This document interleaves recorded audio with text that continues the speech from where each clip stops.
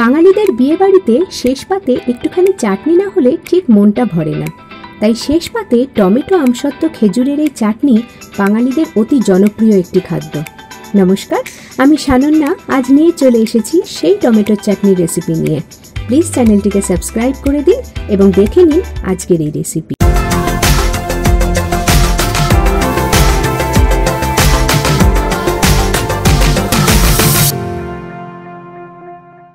টমেটোর চাটনি বানানোর জন্য প্রথমে আমি কড়াইতে তেল দিলাম এবং তাতে অল্প কিছু পরিমাণ 5 ফোড়ন দিয়ে দিলাম।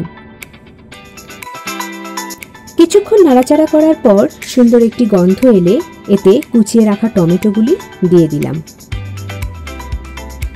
টমেটোগুলি একটু মজে যাওয়ার জন্য 5 মিনিট কড়াইতে মিডিয়াম আঁচে রাখবো। টমেটোগুলি মজে এলে এতে সামান্য পরিমাণ নুন আর হলুদ গুঁড়ো দিলাম।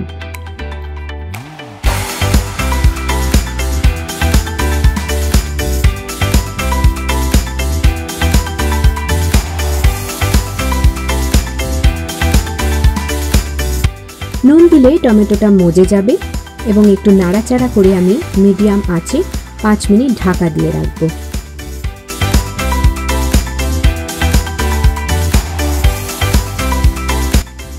পাঁচ মিনিট পর আমি ঢাকা খুললাম। দেখা যাচ্ছে টমেটোগুলো সম্পূর্ণরূপে মজে গেছে।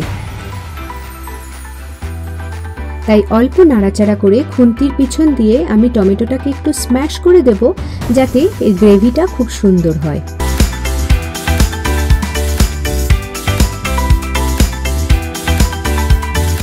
এরপর এতে চিনি অ্যাড করব।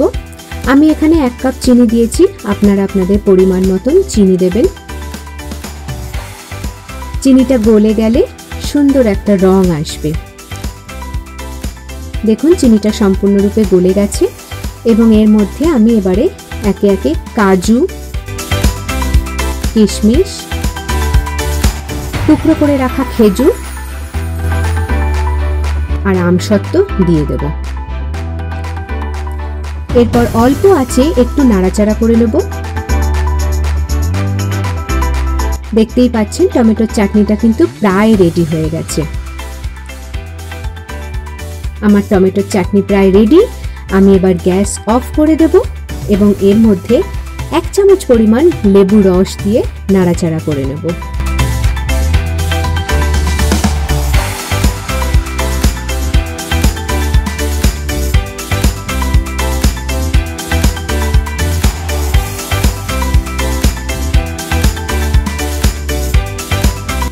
তৈরি হয়ে গেছে আমাদের আজকের রেসিপি টমেটোর চাটনি।